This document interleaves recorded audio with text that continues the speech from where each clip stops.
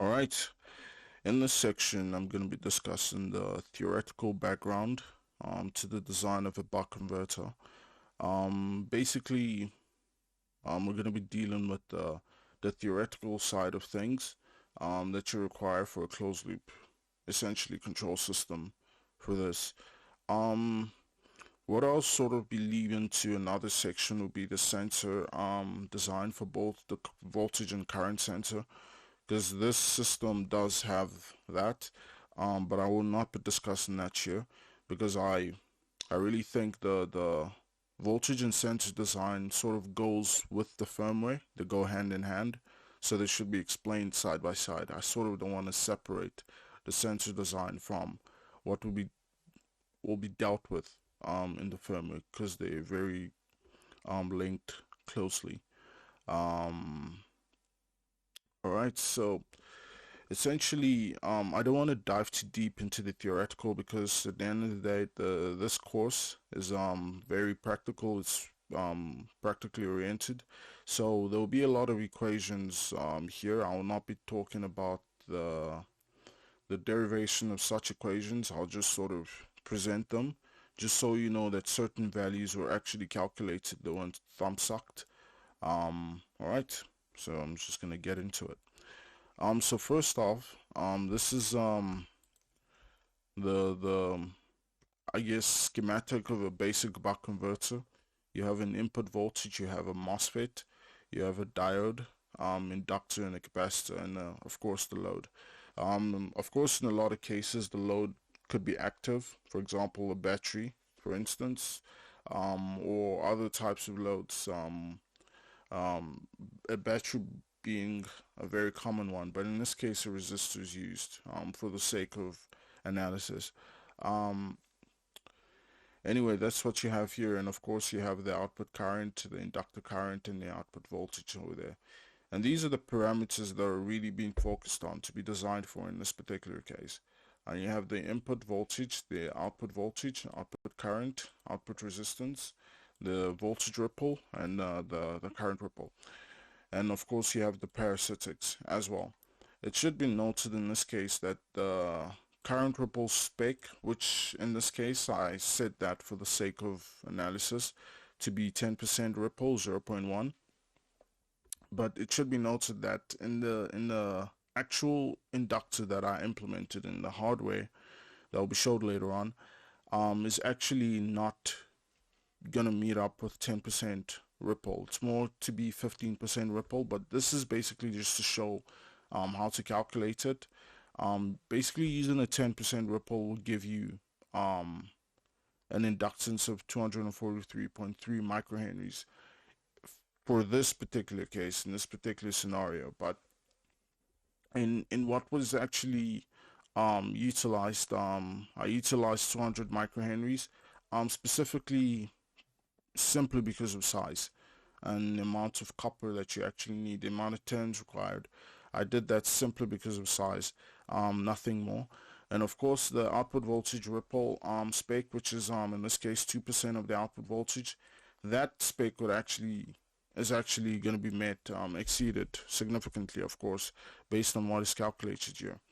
And here we have a duty cycle, right? Here we have an equation of the duty cycle.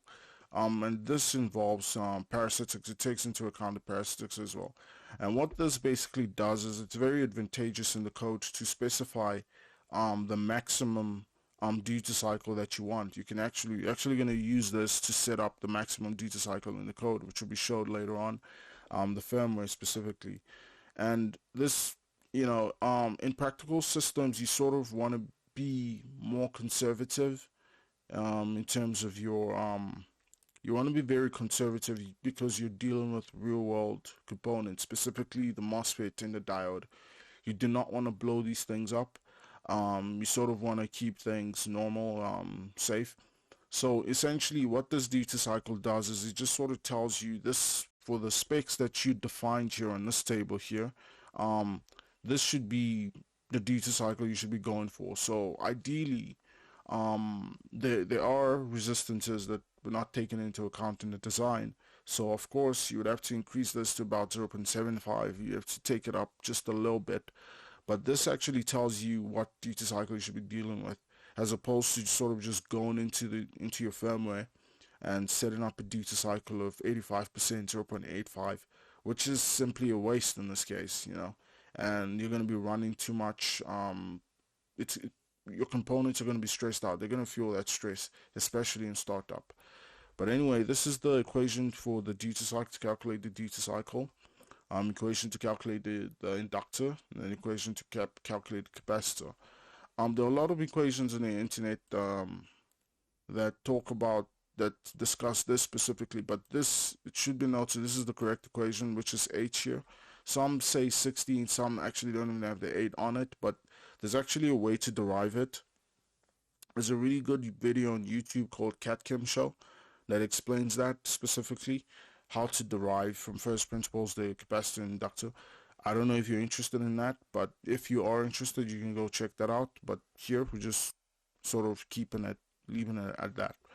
And next you have the small signal transfer function. This transfer functions are absolutely crucial in designing closed loop control system for a buck converter. Well, these equations, should be noted, cannot be utilized for any other type of converter. These are specifically for a buck converter. If you want for a boost, a buck boost, those are separate, different types of equations. In some cases, you have to derive them, but here you don't have to worry about that. These are the equations. And of course, the parasitics have been defined here, but it should be noted that in a lot of cases, the the differences that the parasitics make, especially when you're dealing with a relatively low crossover frequency, the difference they make is rather low. You could design without them, without the parasitics, taking into account the parasitics. That's basically what I'm trying to say. Yeah. So what you have here is the output current to duty cycle, and next you have the output voltage to duty cycle transfer function, and of course the difference is the R out, the output resistance, which is added to which you have to take into account for the output voltage to duty cycle transfer function. All right. So these are the small signal transfer functions. I don't want to go too much in detail with them, but these are what they are. And next, of course, when you use the parameters defined earlier, which is in this case 24, 16, etc. These are the parameters that are utilized, with the exception of this.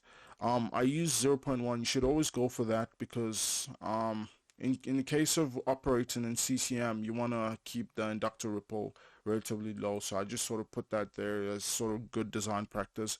But for the sake of this example, I sort of went lower, lower for practical reasons. Yeah, and size considerations as well. Anyway, these are the values. Of course, the voltage slightly higher than the current value there. Well, that's about that. And now we get into the real controller design.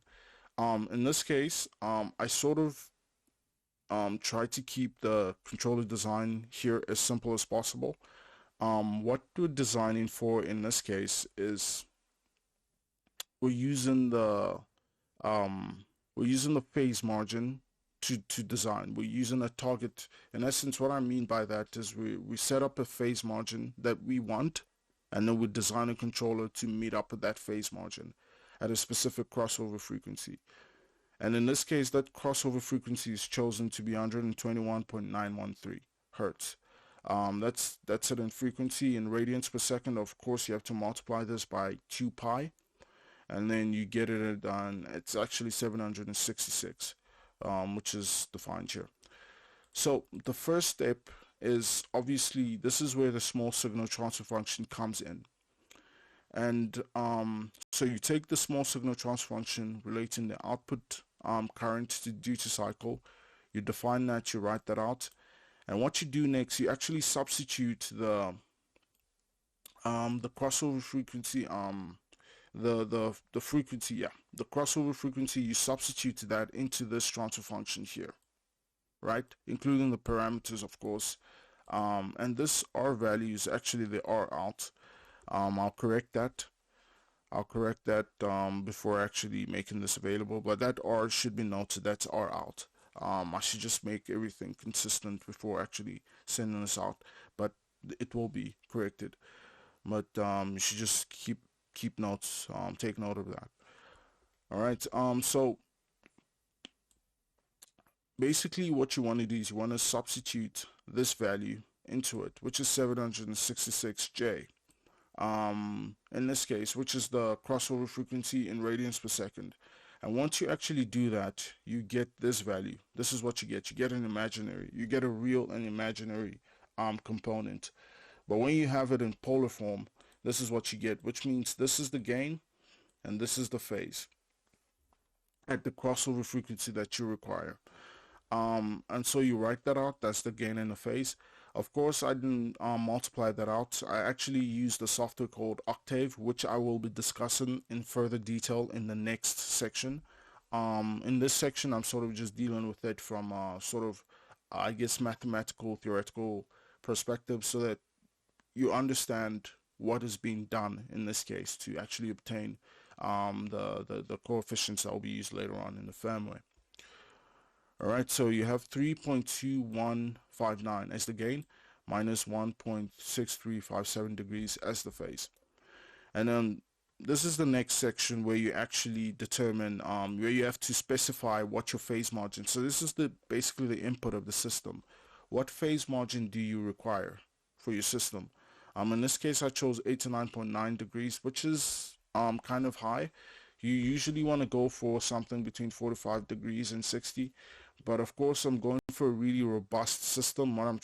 Basically what I'm saying there is I want it to be such that I could choose any voltage between, I guess, 10 volts to 16 volts is my output voltage, and I do not want the system to become unstable. Basically, that's basically what I mean by robustness. So whatever coefficients I use for my controller in this case, I want the system to remain robust. Relatively robust in this case, where I can choose any output voltage I want within a reasonable range, and the phase margin does not go to it doesn't change too much. It doesn't become unstable essentially. So I choose to go for a higher phase margin in that case. Basically, this particular equation is very important because it actually tells you the amount of compensation you require to actually achieve this phase margin. So essentially, this phase margin is the addition of the crossover, the phase of the crossover frequency, which is this here that has been calculated earlier on, plus the phase compensation required plus the 180 degrees, and that's how you obtain the phase margin. Of course, you can see in this case there's one unknown, which is the phase compensation required, and then you can easily calculate that. And this particular phase compensation, so actually add that over there. This particular phase compensation required is actually what's going to tell you the kind of compensator that you need to design. So if this value was positive, you would need a lead lag compensator. If this value was negative, you basically need a lag compensator, which in this case is a PI controller, which can also be defined as a PI controller basically. Ideally, if this value was positive, a lead compensator should do the trick. But in practical systems such as this, lead compensators they're not very practical. In cases like this, from my personal experience, they're not very practical to use lead compensators. It's not very practical. All right, so in this case, the value is negative. It's negative 88.4643 degrees. Don't focus too much on the values that I wrote here. I obtained most of them from Octave, and Octave sort of gives them to you in like 2-3 decimal places. And sometimes when you calculate everything out, it doesn't add up to exactly what Octave would do it, because Octave is more accurate. But anyway, this is sort of to outline everything. So in this case, it's negative, so a lag compensator is adequate in this case. And this is the general form of a lag compensator. You have the gain component, and then you have the integral component over there. So essentially what you're doing from this state right now is essentially just to obtain that is to obtain how do you say, is to obtain the coefficients. Um, so first off, this is the phase that you actually require, the phase compensation that you require. In terms of the phase, the known in this case is going to be the integral component for the frequency over there, and you can actually obtain that using the phase compensation that you require. And in this case, you have that as the only unknown, and of course you have the crossover frequency, which is in this case 766 in radians per second, and but the Fi value, which is the frequency, well, let me say the frequency, they're both frequency values, but one is in hertz. This frequency value is in hertz, and this is in hertz as well. So this would be 121.9, 0.913 hertz. Then you multiply by the tan of that, and then this is the Fi value. And of course, to get this value in radians, you just multiply by 2 pi. And that's how you obtain you essentially have the integral component of your controller, basically. Or let me use the word compensator, because technically that's what it is in this case. And the next unknown that you want is the Kp value, which is as follows. In this case, the gain component. So let me just, before I carry on, before I skip over this, essentially what we're doing in this case is look at this equation. We're basically getting the gain and the phase of this and equating it to this, the phase parts to this, and the gain we're equating to the inverse of this, which is 1 over this value. So the phase equivalent of this is as follows. So that's negative arctan rather. Negative arctan of this value, because S in this case is the imaginary number multiplied by the crossover frequency. And that's how you get that, the phase. And then you do your equations, and then you carry on as follows. The same thing is done for the gain component. You find the gain of this. Of course, you have to find the root of that. Oh, my bad. You should actually use this one as more of a focus. For more accurate description, it's actually that. Let me just fix this quickly. For a more accurate description, this is actually what you should get. All right. So that's that. And yeah. Anyway, for the gain, this is what you want. So you actually have this for your gain component. You're using this as well, and then you get the root of that. Of course, Kp stands out, and then you have Fi. The reason I use Fi in the calculations is it just saves time. Do you understand? Because the 2 pi's cancel each other out, and using Fi instead of omega I just saves a lot of time. And then I don't have to go divide by 2 pi in the answer, or multiply by 2 pi in these equations over here. I can just use the frequency values directly. So it shouldn't be yeah, I don't want that to cause any type of confusion. But anyway, this is what you get. This is the form that you get. And the reason we use the inverse is basically you want the outputs to be 1, right? From the gain perspective. So essentially, when I have a set point of, let's say, on the outputs of 16 volts, I do not want the outputs to be 16 multiplied by 2, for instance. I want it to be 16 multiplied by 1. And I want, for a set point of 16, I want an output voltage of 16. For a set point of 18 volts, I want an output voltage of 18 volts. For a set point of 12, I want an output voltage of 12, etc. and so forth. That's why the multiplication of 1 divided by 3.2159 multiplied by the actual gain of the system in open loop should be equal to 1. The phase is a whole different story, because we have a phase margin spec in this case. Alright, so that's why this value is 1 divided by 3 0.2159, essentially the inverse of this gain. So after you do that, of course, the unknown value is going to be kp, and you can easily get that by computing them as follows. And then once you do that, you get this particular value. Like I said, I did everything in Octave because it's just saved a lot of time. I don't know why that's 151. That's 121.913. Yeah, I'm just gonna recalculate that value to just make sure it's correct. Yeah, that's basically it. That's basically it for the KP. And once you do that, you can actually you've obtained both unknowns, which is, this is the KP and this is the integral component. It should be noted that this value should be written in radians per second, because here it's defined in radians per second over here.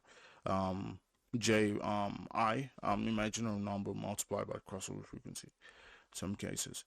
But here should be yeah. So this value, if I, is actually multiplied by 2 pi, and that's how you get that. And once you obtain that, this is all well and good.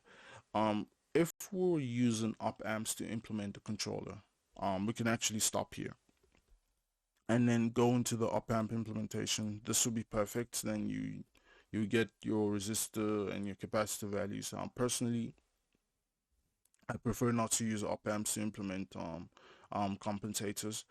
It's much easier to do them digitally for me personally, and this course is to implement them digitally, so that's what's going to be done here.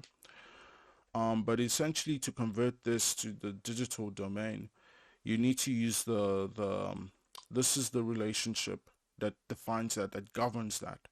And what to take note in this case is the sampling time. As you can see, this drastically affects it.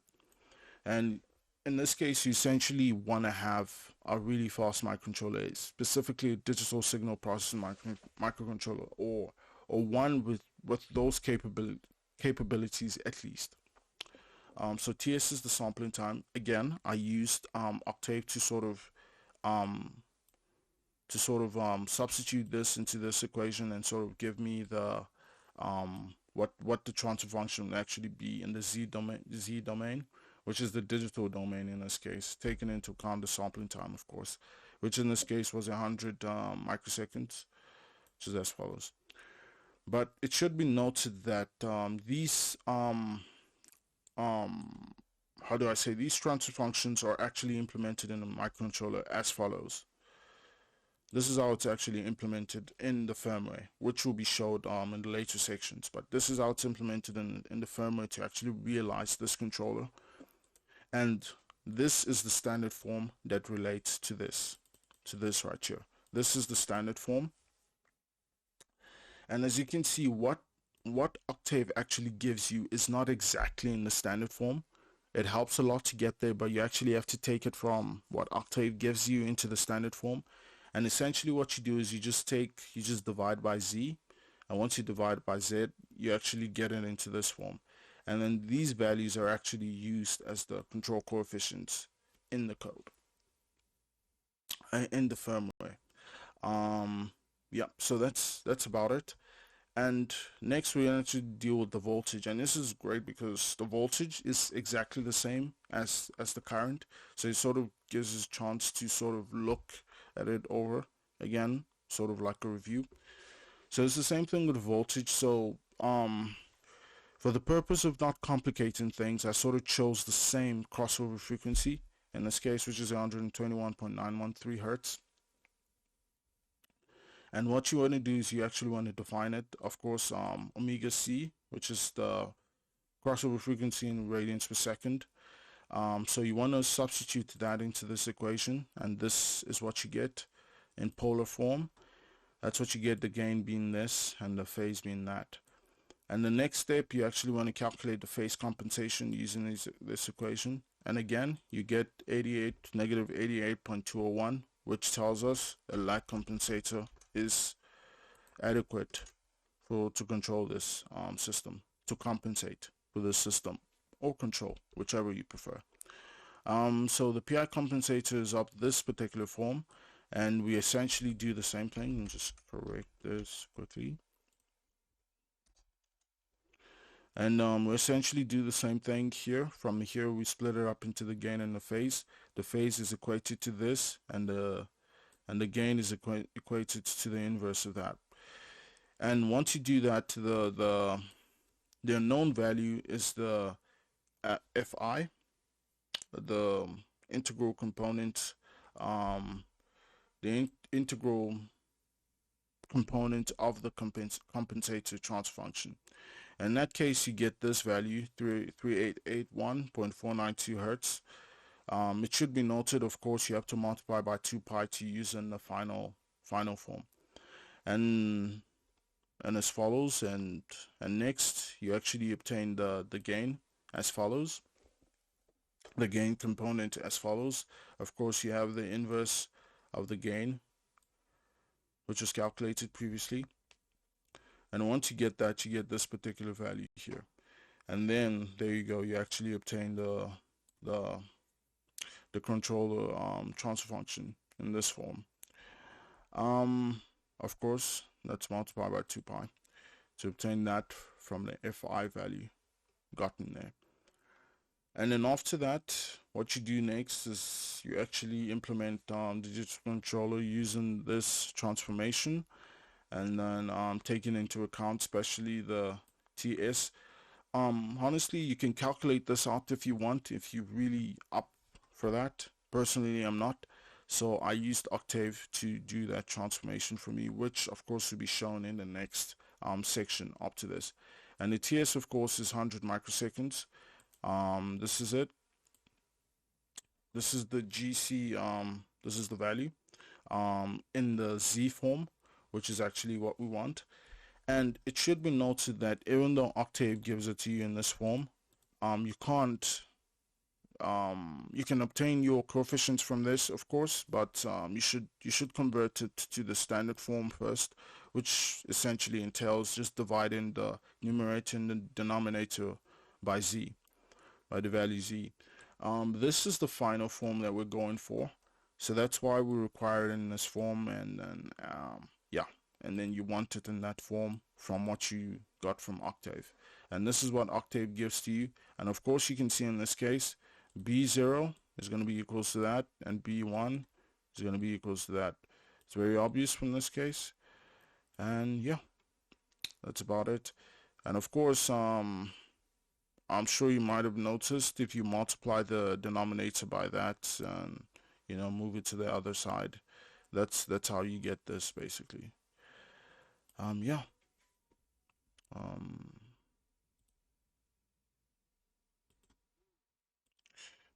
Basically that's how you get that value.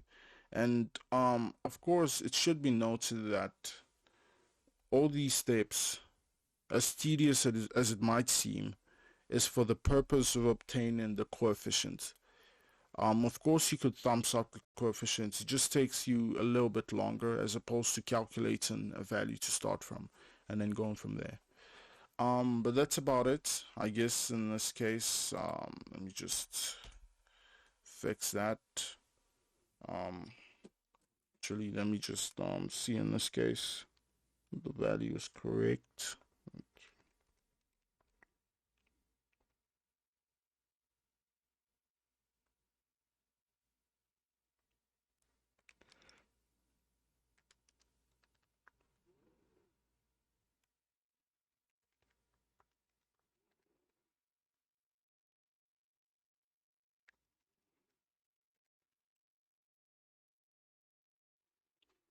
All right, so the value here is actually 28.139.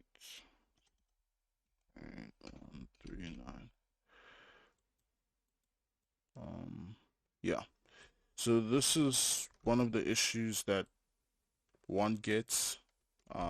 This is actually one of the issues you get once you're doing these things by hand, which I don't encourage at all. That's why I sort of have automated this particular phase to be done with Octave, which makes things a lot quicker. Just change this to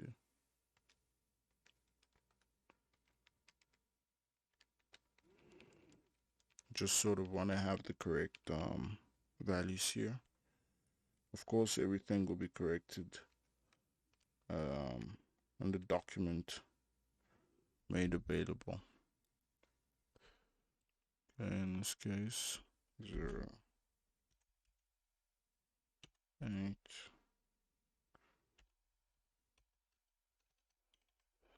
It's not advisable to use this coefficient specifically. There have been some other forms of PI controllers on the internet. It's not advisable to use these coefficients. You can imagine this is a very high number to use in the code, which will sort of cause a lot of disaster and damage. But anyway, that's about it. That's about what the theoretical knowledge that you require in this particular case. All right. So in the next section, we'll basically be dealing with automating this entire process in Octave. All right. See you in the next one.